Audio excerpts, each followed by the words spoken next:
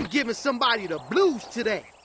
As of September the 10th, they did another ban measurement. This one only focused on two things: intentional disconnects and cheating. After this small little update, for the first time ever, I seen a player's ban name. This absolutely shocked me. Thanks to Zumio for pointing this out. But you can see here what the profile looks like when someone does actually gets banned. It says this player has been restricted from using online functions.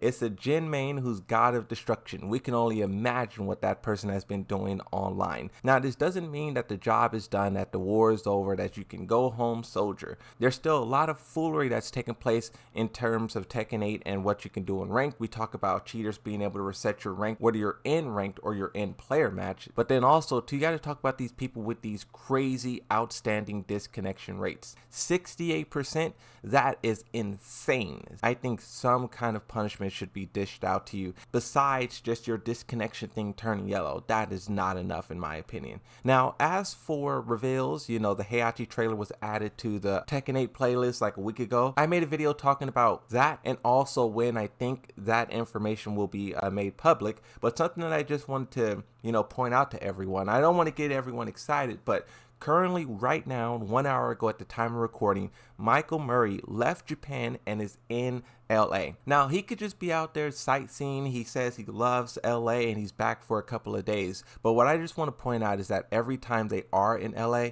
a couple of days later, something happens for Tekken. Now, I was trying to see if Harada is there as well. I couldn't see that. He's not tweeting anything. Neither is Nikatsu.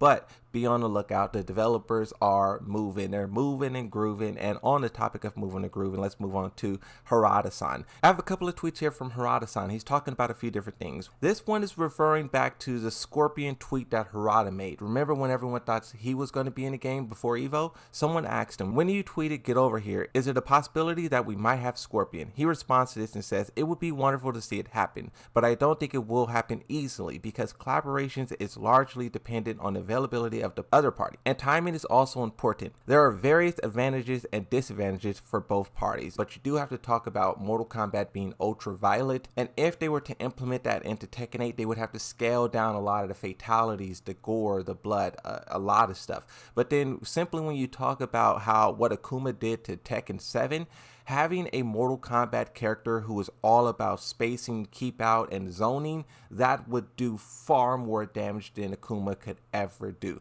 I mean, that's literally Mortal Kombat is zoning, and no Tekken character in this game can deal with that. Plain and simple. Let's move on. The next topic. Someone says, how about a Dutch character? Here it goes, people requesting characters again. Harada says, yes, I've been thinking about the fact that there are so many Dutch fighters in real world, but there's no Dutch fighters in Tekken. So I have a few ideas, but yet to come across any that fits in the concept sketch until now. I think my lack of knowledge about the Netherlands is one of the reasons. So he's not outright saying no, he's saying this is something that he actually is considering and thinking about, but the idea is still like cooking. He's still baking it, you know, it's not ready yet. Maybe season 3, season 4, who knows. But someone also asked Rada, can we get more customization slots please? Now I did a poll on this channel where I was asking you guys how many skins you bought from the store, and some people were saying like 5, some people said 1 or 2, but the fact is a lot of people are starting to max out their 8 customization slots, and if you want to create new ones you have to delete it. Harada responds to this and says he'll consider asking new ones, and I think with the shop being something that they're pushing so hard, they have every reason to extend it, right? Another tweet here, Harada says, my primary controller is a Fighting Edge. The serial number is 765.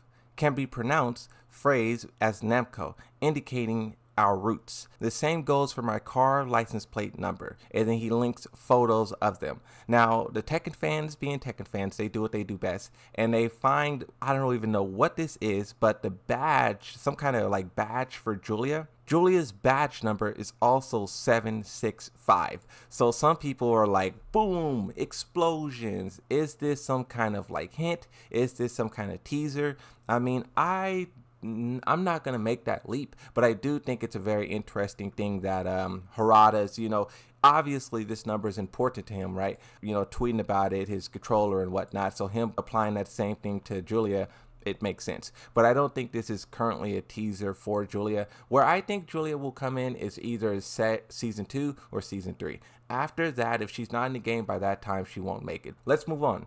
On the topic of the professional side of Tekken, the esports, you know, you have Arsenal and Ash doing his thing. He's traveling to places. Sometimes he gets held up by visa issues, but he's also trolling Yoshimitsu, so he's not doing too bad, right? But when you look off into the other direction, there was this player here, Ali. Some of you guys may recognize this name. This person was competing in the EWC.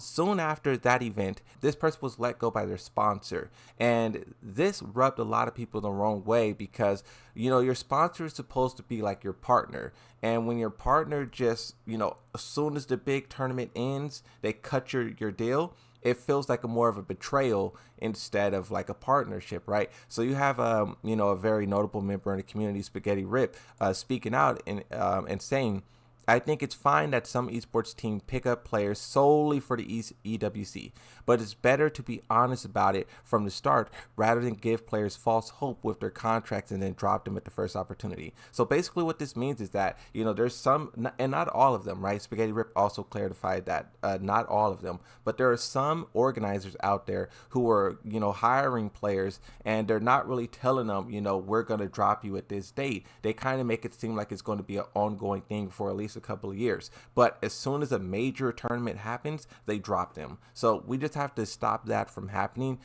Tournament organizers need to be more open about how long they want to hire people, because I'm pretty sure, like, if they only wanted to hire someone for Evo, the person will be very happy with like, oh yeah, I'll go to Evo, I'll rock your name, and I'll put on a good fight. After that, you know, we go our separate ways. So they just need to be more clear about that, is the point, right? Now, also on the topic of tournaments as well, you guys may be familiar with this, but the Kokoma sniffing situation. For those of you who don't know, Kokoma is an excellent player, did a lot of damage in Tekken 7, proved their name, one of the best in the world. But recently, Kokoma has been going around tournaments with this green jar, sniffing it. Now, at first, it wasn't really turning any heads, but there was this major tournament that just happened, Emirates Showdown, where he won, and throughout the whole tournament, he was sniffing this green jar. The commentators loved it, the players loved it. There was even another competitor who was like, hey, let me get some of that. And you have this good meme here of them both sniffing it. Harada is reacting to this moment on Twitter. He says, I was watching this tournament and I thought, does it smell good? Menthol?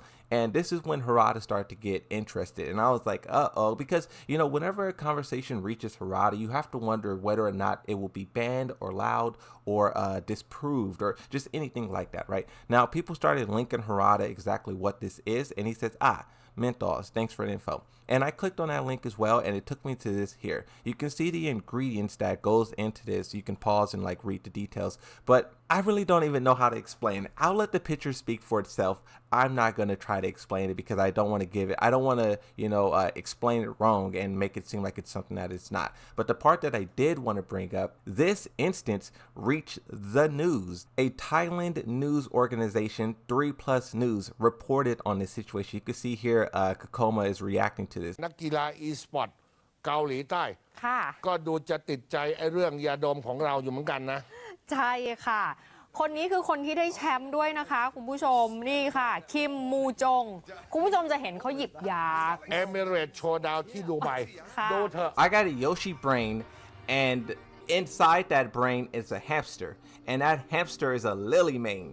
So my whole shebangle is scrambled, and I appreciate you guys sitting through all of this chaos. I be yapping, but I appreciate you guys you know, hanging in there through all the hot takes, the bad takes, and so on and so forth, right?